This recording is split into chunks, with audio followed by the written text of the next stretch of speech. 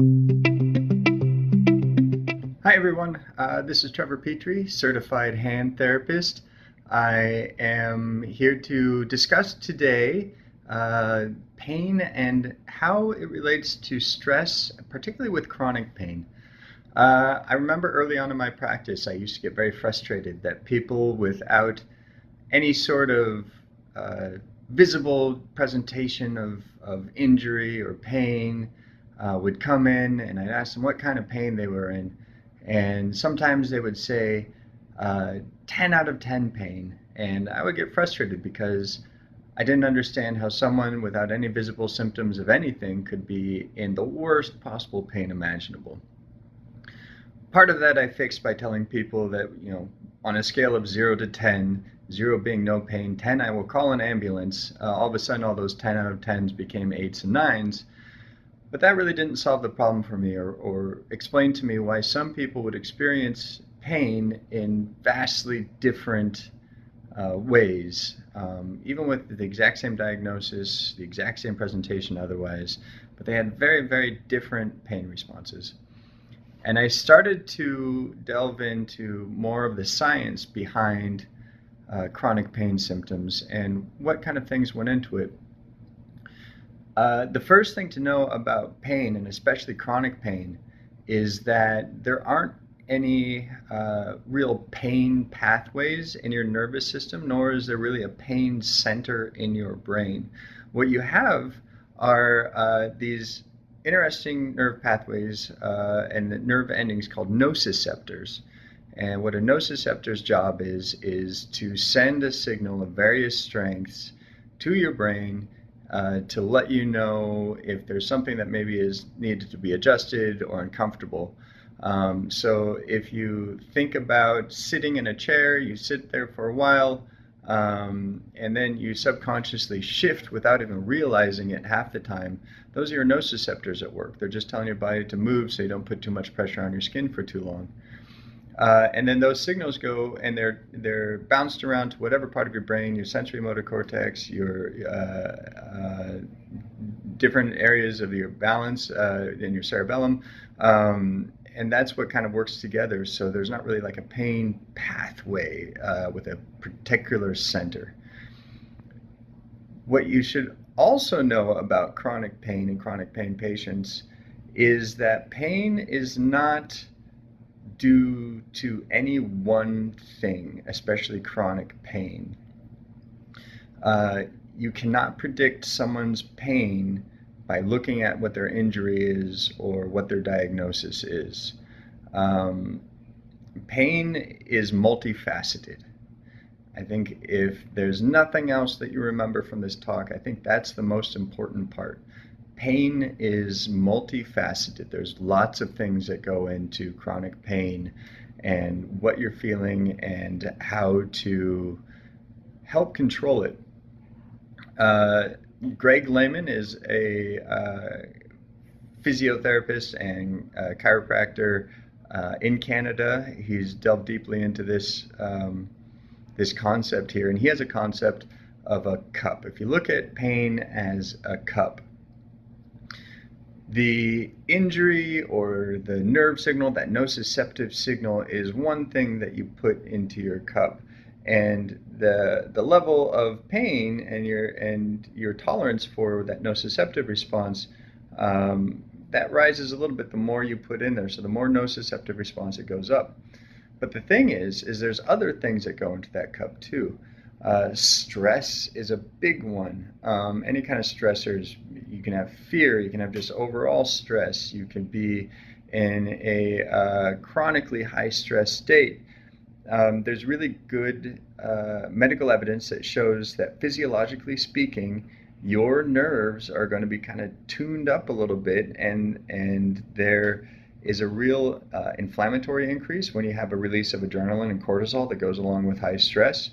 And then your nerves are less healthy if they're subjected to this all the time, which is part of the problem with chronic pain, because obviously the more chronic pain you have, the more stressed out you get, the higher your sympathetic nervous response gets, which makes more stress, and around it goes.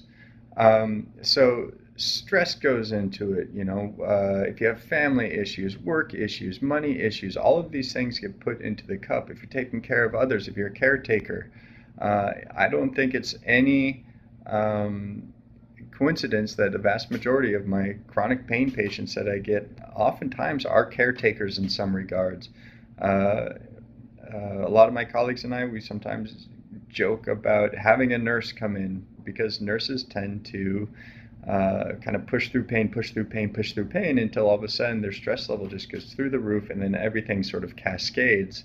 And it's hard to get them to reset and also to take care of themselves so that they can take care of others. I would say that a lot of what I do with my chronic pain patients now is before I touch them, before I put hands on them, before I give them exercises, is I have a talk about what's going on in their life. What are some of their outside stressors?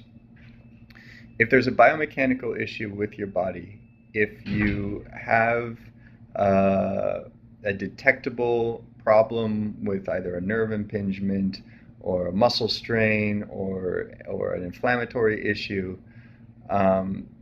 there are some things you can do to control that. But part of the frustration with chronic pain patients is the sense of a lack of control, that this is happening to them and that there's nothing they can do about it, and doctors can't help them,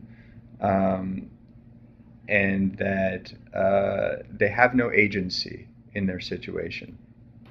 And so that's sort of where I like to start when I have someone come in with a chronic pain state.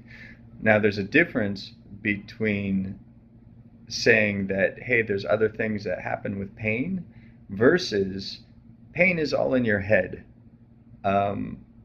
I get that a lot from people that get frustrated. They get bounced around from medical professional to medical professional, from doctor to doctor, and they say, oh, there's nothing wrong here, there's something in your head. I've even had people that have been referred to psychologists or psychiatrists, which may not always be a terrible idea, but the reasoning behind sending them and the sales pitch that's given to them is basically inferred as, there's something wrong with me, I'm crazy, I shouldn't be having this pain, I need to be fixed mentally, which is not the case. It shouldn't be the case. What I try to do, and what you should be doing at home if you have any kind of chronic pain situation, is realize that there are things that you can do to help control certain pain by looking at other things that maybe you have a little bit more agency over, rather than the biomechanical issue that's occurring that's giving that nociceptive response. Sometimes it's something as simple as, if it's an irritated nerve, I'll just do fabric desensitization or vibration or something to help kind of calm that nerve down and get the brain used to interpreting those nociceptive responses appropriately.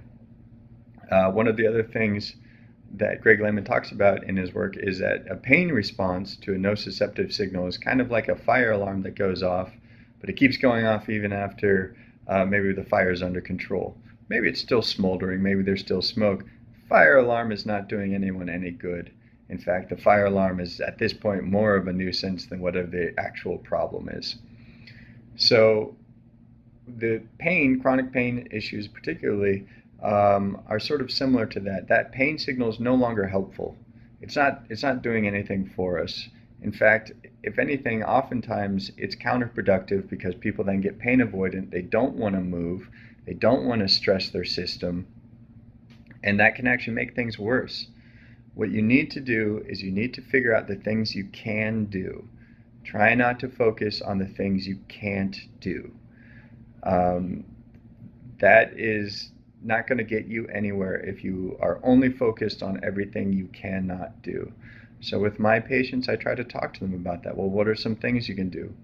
I've had patients before where I couldn't even look at whatever part of their body hurts without them jumping up and yelling at me for trying to hurt them.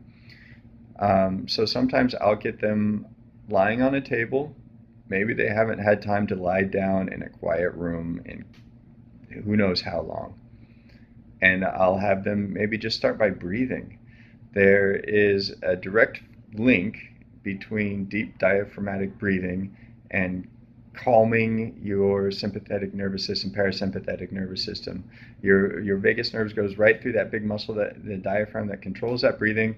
And if you stimulate that, that actually helps get you out of a sympathetic state, which is that high stress fight or flight level state that releases all the cortisol and adrenaline that some people kind of get stuck in chronically. And it kind of helps you come down into more of a parasympathetic state.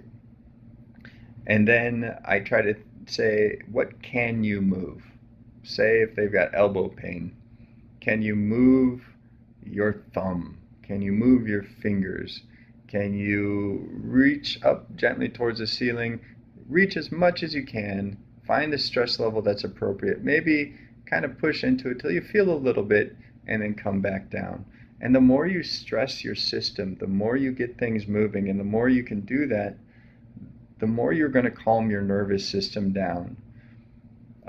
So moving as much as you can, doing as much as you can is crucial, is critical in trying to control pain. Getting out there and moving, it keeps your system healthy, your muscles, your circulatory system, you get your circulation going. That's going to help flush out all those cortisol and adrenaline from that sympathetic state.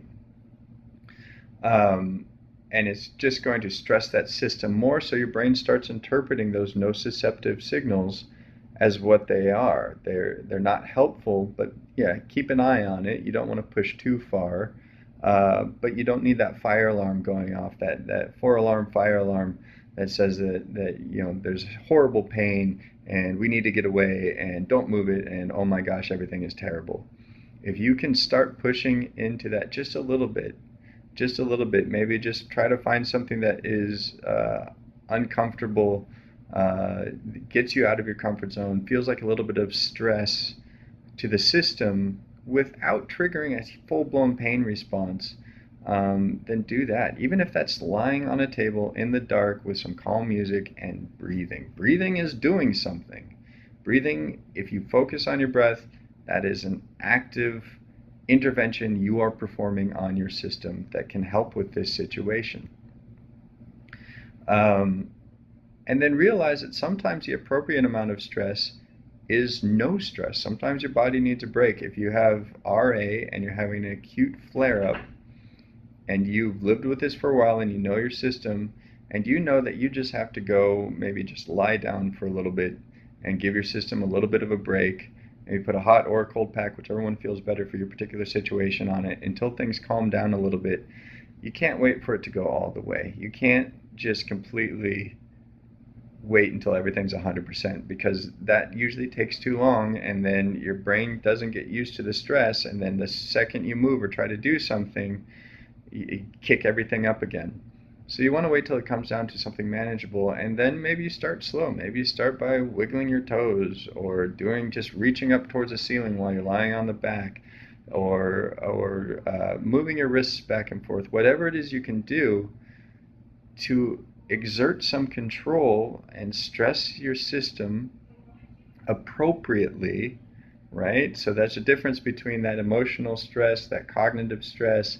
Oh my gosh, my kids are driving me crazy, my spouse is driving me up the wall, I have all these bills to pay. That's a different kind of stress, right? What I'm talking about is a physical stress to your system. If you can do something to start getting that going, your brain then is going to start realizing that, okay, this is what these signals mean. And you just start expanding that threshold of what you can tolerate. So the big keys here are pain is multifaceted. There's lots of things that go into a pain response above and beyond just some biomechanical insult or some neural irritation. The second thing is that there are things you can do to help control aspects of your pain and how your brain is interpreting those signals. Okay? That does not mean that, flippantly speaking, that pain is in your head. This is not to say that this is something you have absolute control over, and then why don't you just feel better? but there are things you can do to start having some agency over your situation, so then you can start feeling like maybe you can get back to living the best life you can. You need to take more than one direction to solve your chronic pain. And sometimes that's looking outside of the actual pain response. What's going on in my life right now? Why am I having a greater pain response now than I would have had to the same thing maybe a couple years back, a couple months back, you know? And then the last thing you want to know is that you should really try to do whatever you can to stress your system appropriately. An appropriate amount of stress to your system will help kind of reprogram your brain so that it's starting to interpret those nociceptive signals appropriately, and then hopefully you don't have the same level of chronic pain response. I hope that helped. I'll be lurking around on the Facebook page if anyone wants to type in a question about your particular situation. And until then, I will see you next time. Thank you.